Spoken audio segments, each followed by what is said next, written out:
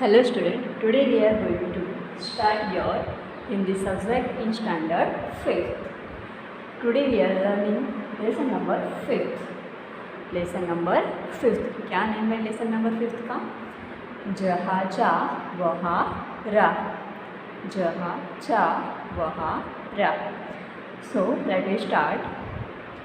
मलमली धोती का बादामी रंग खिल उठा था. किनारों पर कसूती के टांकों से पिरोई हुई बेल थी. पल्लू पर भरवा टांके अपना कमाल दिखा रहे थे. क्या है? मलमली धोती. धोती किसकी थी? मलमली. कैसी थी? मलमली धोती थी. कौन सा रंग की थी? बादामी रंग की थी. उस पर बादामी रंग खिल उठा था, मतलब धोती का रंग कैसा था? बादामी रंग था. उनके किनारों पर क्या था? कसूती के टांकों से पिरोई हुई बेल थी. जो धोती थी मलमली धोती, उनके किनारों पर कसूती के टांकों से पिरोई हुई बेल थी. पल्लू पर भरवा टांके अपना कमाल दिखा रहे थे. उनकी जो पल्लू थी, धोती की जो पल्लू थी, उस पर भरवा टांके अपना कमाल दिखा रहे थे, मतलब बहुत अच्छे लगते थे.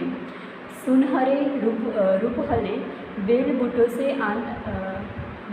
से जान आ गई थी मलमल में. क्या था? सुनहरे रूपहले बेलबुटों से जान आ गई थी मलमल में. धोती किसकी थी? मलमल की थी.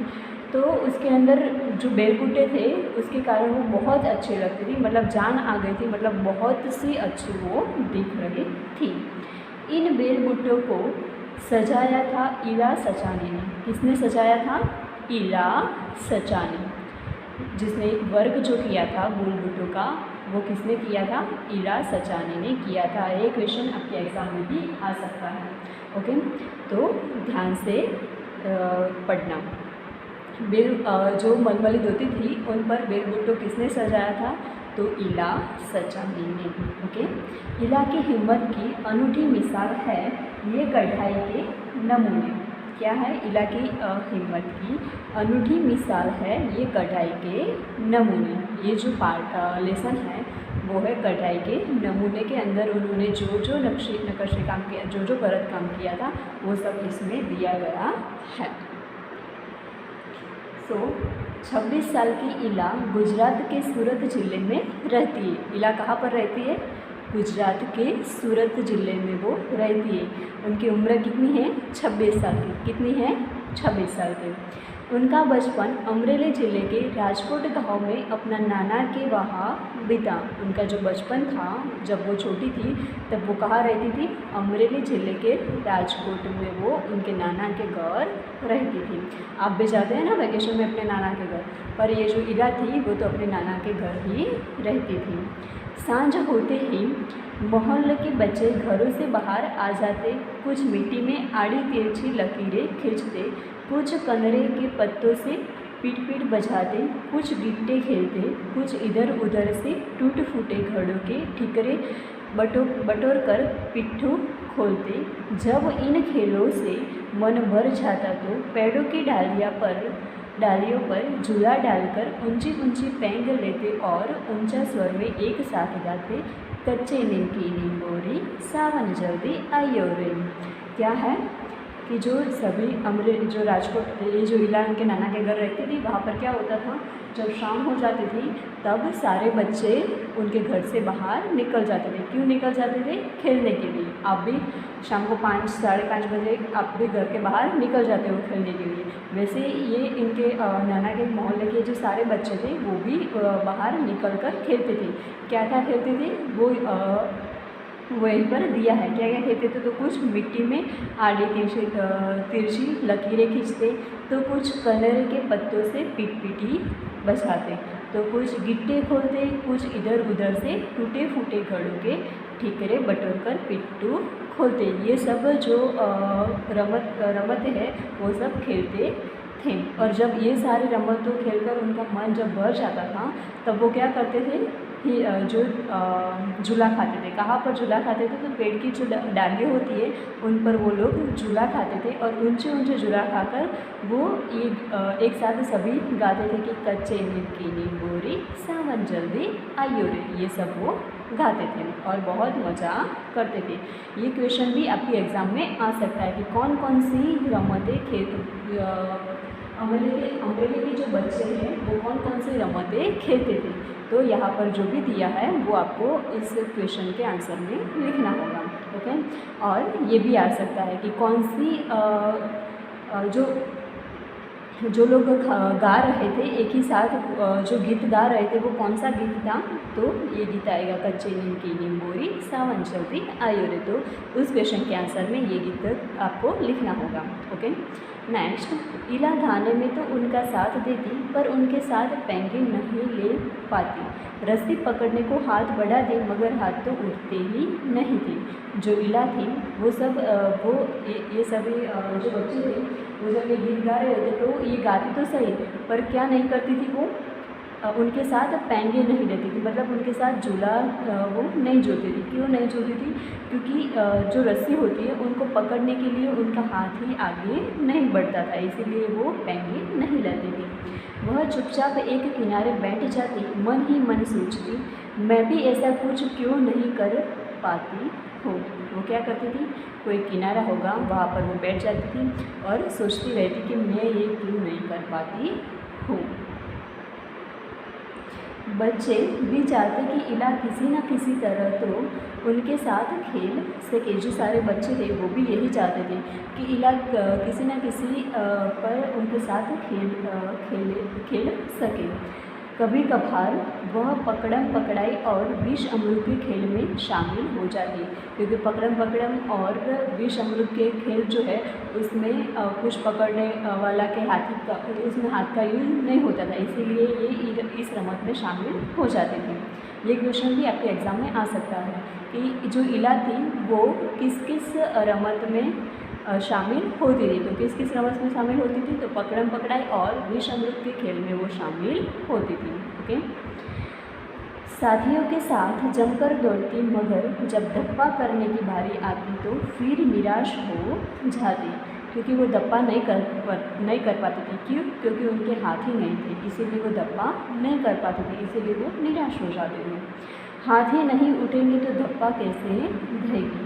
वह बहुत कोशिश करती पर उसके हाथों ने तो जैसे उसका साथ न देने की ठान रखी हो मतलब निश्चय किया हो।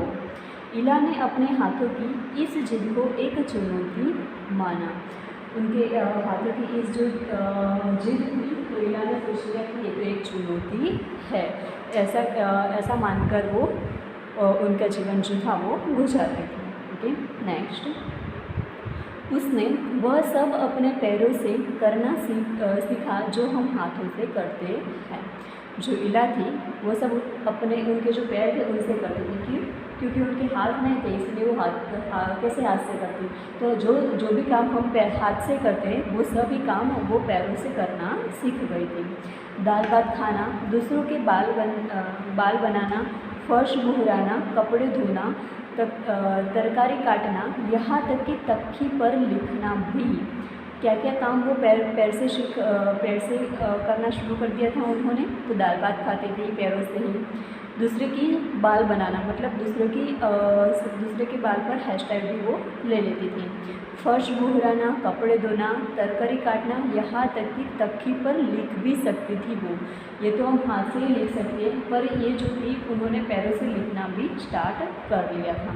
उसने एक स्कूल में दाखिला ले लिया। दाखिला मिलने में भी उसे परेशानी हुई। कहीं तो उसकी सुरक्षा को लेकर चिंता थी, कहीं उसके काम करने की गति को लेकर।